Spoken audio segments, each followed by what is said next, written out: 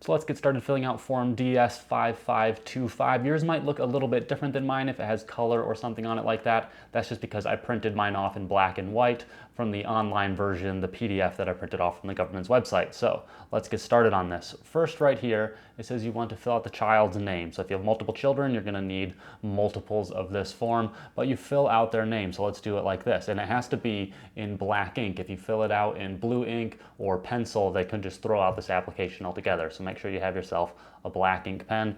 And we'll just say that my child's name is last name first, Doe, first name Alan, middle name Jake.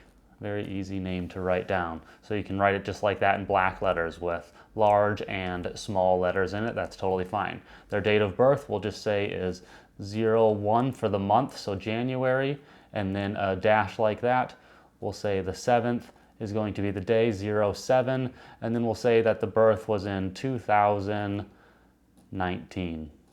And you'll write it like that, in that format. So then we'll move on to the applying parent legal guardian. Now this is going to be you. If you're the one that's able to sign it, then you're going to put your name here. So for me, let's just say that my name is Doe Mike, middle name Alan. Okay, and you'll see how I'm putting commas in between them too. So last, first, middle name, just like that. Okay, now the non-applying parent, so this might be the person that you're unable to contact or get a hold of. This is where you're going to put their information down. Again, the name is going to be, Doe, first name Jane, middle name Jill. Okay, so you can also do it with capital letters and lowercase letters. That's totally okay. Now, if you ever make a mistake while you're doing this, you can't scratch it out or anything like that. It says up here, if you make an error, just complete a new form. Do not correct it. So that means you just have to go get a new form and start over again. So let's continue on. Birth date is going to be the same thing here. Okay, I'm not going to be too specific on dates and stuff like that, but you can just see the format, dashes, hyphens in between it, just like they've indicated here. Now, if this person has ever had an alias, maybe their name was Doe Jill Jane, and she switched her first and middle name. Interesting, huh? Or maybe she had a different last name at some time, and her last name was Buck instead of Doe, and her name was Jane Jill Buck. If they've had two different names, you can put two different names just like that as well. So telephone again, so we'll just say 999-999-9999. It's going to be that 10-digit number. Write in your email right here, so this could be all in lowercase. That's okay. email@email.com. Good, move on. Now we have an address. Here's your street and apartment number. So you might live at 123 North Main, and you live in the city of Cityville. You can write your state and country here. So I'm going to write, let's say we live in the state of Michigan, where I'm actually from. I'm going to write it out. I'm going to put a slash right there, and I'm going to write USA. And the zip code would be whatever the zip code for that town would be, 111. Has any court either in the United States or abroad ever issued an order decree that references the custody or travel of the child in question? So if you have a divorce decree, a custody order, a protection order, anything like that that's ever said in the past how you're supposed to handle any kind of custody, and if you have any kind of decree like that, then you must select yes here and an X, and then you have to give a certified copy of it. It's very important that it gets certified, so you might need to have it apostilled or something like that, or done in front of a notary and notarized, so that way they know that it's a real form. Is the non-applying legal guardian currently incarcerated? If they are, you have to click that with yes. If not, no. Now, if the answer is yes, then you have to submit the evidence of the incarceration. So you're gonna have to fill out, a letter from the convicting court. You're gonna have to get that, a copy of the incarceration court order, or a copy of the inmate locator page. When and how was the last time you communicated with this person? Now you can just write this, it's just a short story, just write it as small as you can if you need to write something big, but again, you can attach another sheet of paper if you feel like you need to write more. Now it's going to say, describe your attempts to contact the non-applying parent legal guardian. Again, you could continue this on the separate sheet of paper, but they want you to know how many times have you tried to contact them by mail? How many times have you tried to contact them by phone, by email, by social media?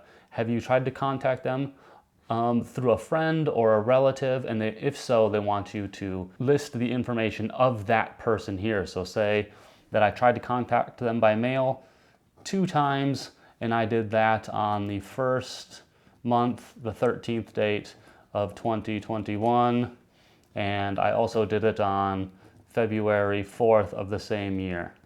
Okay, you can do it like that. Result, non-response, okay, or no response. You can do the same thing with phone. How many times? Let's say you've tried to call them 8 times and you can't list all the approximate dates. That's something you can continue on the separate sheet of paper, okay? And make sure you don't ever write on the actual paper like this. I'm just doing that just because that's where I'm pointing right now.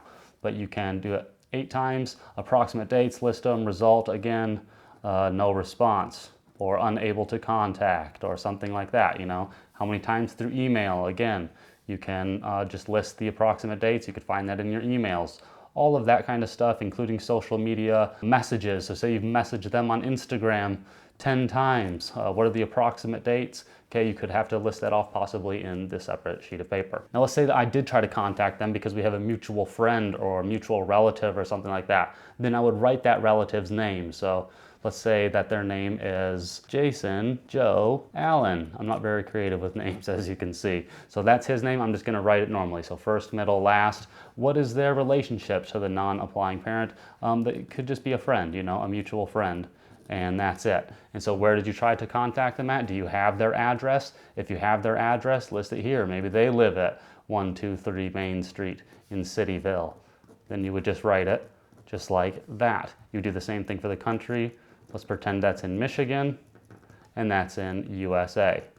Okay, and you'd have a slash right here, not a comma. Okay, you'd write down their phone number in the 10-digit style. Again, the approximate dates and the result, these are something you can add to an attached sheet of paper if you need to. If you've tried to do it with more than one person, then do it for the second person as well. Finally, down here, if you've attempted to obtain consent from them, but you've not been able to, they want to know why, you need to give them kind of a detailed description. Again, if you don't have enough space, just continue on the separate sheet of paper. This might be where you tell them that you've tried really hard to contact them wherever they're at, but mail can't go through for some reason, or they don't have a notary or something like that. They don't have access to a notary where they're at. This is where you can explain all of that. And down here, this is where you are signing under penalty of law that you are giving the whole truth down here. You'll sign your name here. You'll write your date, but this time you'll use the slashes, so 01/07, 2023. Something like that. And remember not to lie on these forms because you could be subject to several provisions of federal law.